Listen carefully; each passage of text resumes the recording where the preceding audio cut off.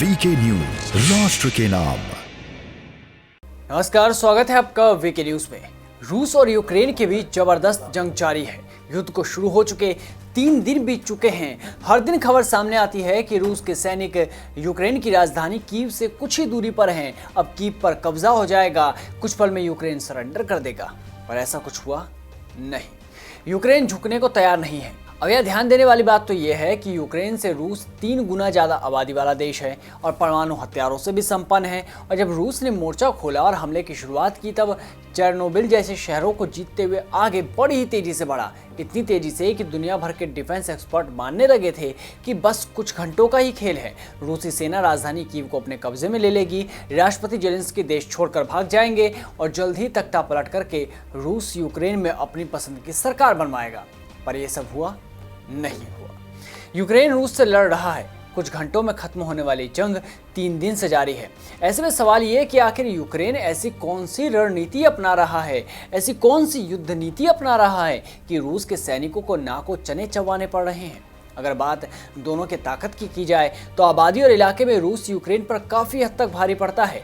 हथियारों के मामले में तो दोनों देशों में कोई मुकाबला ही नहीं है। रूस के पास परमाणु है और दुनिया के सबसे बड़े मिलिट्री पावर्स में से गिना जाता है। रूस के पास 8.5 लाख एक्टिव सैनिक हैं, जबकि यूक्रेन के पास मात्र 2 लाख। रूस के पास 2.5 लाख पैरामिलिट्री फोर्स है, जबकि यूक्रेन के पास सिर्फ 50,000। रूस की एयरफोर्स दुनिया में दूसरे स्थान पर है, जबकि यूक्रेन की रैंकिंग 31वीं।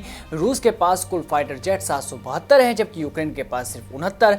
जमीनी ताकत की बात करें तो रूस के पास 12,420 टैंक हैं, जबकि यूक्रेन के पास 2,596 टैंक। रूस के पास 30,122 बख्तरबंद वाहन हैं, जबकि यूक्रेन के पास 12,303 वाहन। यानी रूस और यूक्रेन के ताकत की बात करें तो रूस काफी ताकतवर है।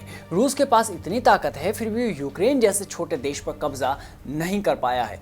3 दिन से हमला ही जारी है। ऐसे में चर्चा उन नीतियों की जिसकी वजह से यूक्रेन अभी तक टिका हुआ है। सबसे पहले है गोरिल्ला युद्ध की रणनीति। रूस अपनी बड़ी सेना को लेकर और बड़े बड़े हथियारों के साथ यूक्रेन के अंदर तो घुस गया। शहरों में लगातार बमबारी भी हो रही है, लेकिन यूक्रेन ने रूस से निपटने के लिए गोरिल्ला युद्ध की रणनीति अपनाई।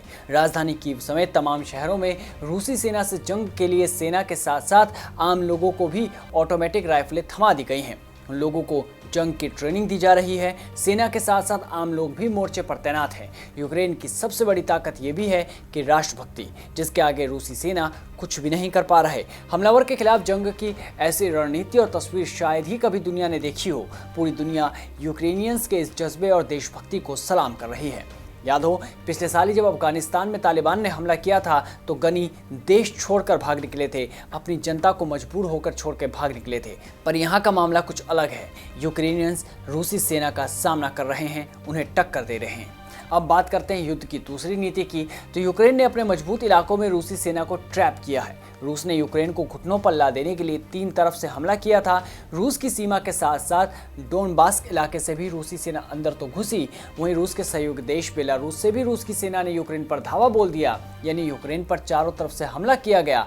शुरू में सुमी और चेरनोबिल जैसे शहरों पर रूसी सेना ने दबदबा भी कायम किया, लेकिन यूक्रेन ने अपने मजबूत गढ़ माने जाने वाले खार्किव और कीव जैसे शहरों में मजबूत मोर्चाबंदी कर सबको हैरान कर दिया है। इन इलाकों से जहां रूसी सैनिक अनजान हैं, वहीं यूक्रेन की सेना ने अपनी ताकत दिखा दी। यही वजह है कि यहाँ रूसी टैंक और लड़ाकू विमानों के लगातार ध्वस्त होने की तस्वीरें देखने को मिल रही है। इसके अलावा इन इलाकों में घुस रहे रूसी मिसाइलों और फाइटर जेट को भी यूक्रेन अपने एयर डिफेंस से मार गिराने में कामयाब रहा। बाद में अंजाम चाहे जो भी हो, फिलहाल तो यूक्रेन रूस के दांत जरूर खट्टे कर रहा है। यूक्रेन की तीसरी बड़ी ताकत यह है कि पश्चिमी देशों से लगातार हथियार की सप्लाई मिल रही है। बेशक नाटो सीधे तौर पर यूक्रेन की मदद ना कर पा रहा हो, पर पर्दे के पीछे से जरूर यूक्रेन के साथ है। अमेरिका जहां यूक्रेन को $350 मिलियन की मदद देने को राजी हुआ, तो वहीं के देश हथियारों की सप्लाई तेजी से कर रहे हैं। इससे रूस को टक्कर देने में यूक्रेन को काफी मदद मिल रही है। जर्मनी यूक्रेन को 1000 टैंक रोधी हथियार और 500 स्टिंगर मिसाइलें भेज रहा है। बेल्जियम यूक्रेन को मशीन गन भेज रहा है। चेक गणराज्य ने यूक्रेन को $85 लाख के हथियार और गोला बारूद भेजने का ऐलान कर दिया। इसमें मशीन गन, असॉल्ट राइफल और अन्य हल्के हथियार भी शामिल हैं। फ्रांस ने यूक्रेन को 300 मिलियन यूरो और सैन्य उपकरण देने की बात कही, तो नीदरलैंड 200 एंटी एयरक्राफ्ट मिसाइलें यूक्रेन को भेजेगा। पड़ोसी देश पोलैंड ने भी यूक्रेन को हथियारों की सप्लाई का वादा कर दिया। यानी दुनिया के करीब 28 देश ऐसे हैं जिन्होंने हमलों से निपटने के लिए यूक्रेन को तुरंत मदद पहुंचाने का ऐलान किया। जंग के लिए सबसे जरूरी यही है कि दूसरे देशों का साथ और हथियार, और ये यूक्रेन को मिल भी रहा है। यूक्रेन के इतने दिन टिकने की वजह यह भी है कि उनके वार्ता को ठुकरा दिया गया। जी हाँ, इस समय पूरी दुनिया रूस के हमलों की आलोचना कर रही है। 3 दिन की जंग के बाद बेलारूस में रूस की वार्ता के टेबल पर आने को तैयार हुआ तो यूक्रेन ने यह कहते हुए बेलारूस में पहले वार्ता से इनकार कर दिया कि किसी ऐसे देश की जमीन पर यह वार्ता नहीं करेगा जिसने अपनी सीमा से रूस के सैनिकों को यूक्रेन पर हमला करने दिया। तमाम कोशिशें फेल होती नजर आई तो बेलारूस के राष्ट्रपति को यूक्रेन से बात करनी पड़ी। अब इस दिशा में आगे क्या होगा और क्या आपसी बातचीत जंग को रोकने में कामयाब होगी, ये तो वक्त ही बताएगा। आपसी बातचीत पर बात तो बाद में बनेगी। इससे पहले ध्यान देने वाली बात तो यह है कि राष्ट्रपति जेलेंस्की का कीव छोड़कर जाने से इनकार कर देना।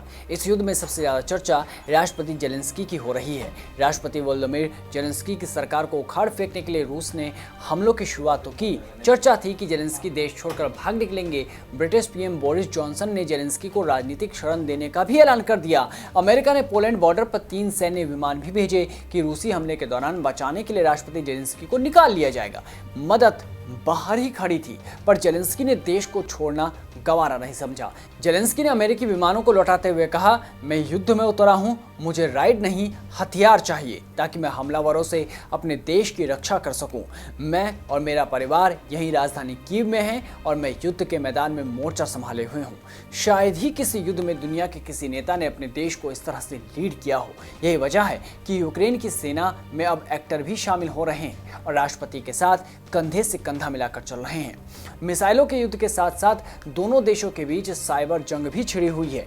यूक्रेन के कई वेबसाइट्स हैक हुए तो रूस पर यूक्रेन के साइबर हमलों ने भी पूरी दुनिया में रूस को साइबर अटैक का निशाना बनाया। रूस के कई वेबसाइट्स हैक हो गए, यहाँ तक कि रूसी टेलीविजन को हैक करके हैकर्स ने यूक्रेन का नेशनल एंथम तक चला दिया। हैकर लगातार रूस और बेलारूस के डिफेंस और सरकार से जुड़े ईमेल्स को निशाना बना रहे हैं। दोनों ओर से साइबर हमले लगातार जारी हैं। एक तरफ यूक्रेन अपनी जंग लड़ रहा है तो दूसरी तरफ ICG और UN जैसी वैश्विक संस्थाएं भी रूस की घेराबंदी में लग गई। रूस को घेरने के लिए यूक्रेन और तमाम पश्चिमी देश लगातार अंतर्राष्ट्रीय मंचों पर भी आक्रामक रणनीति अपना रहे हैं।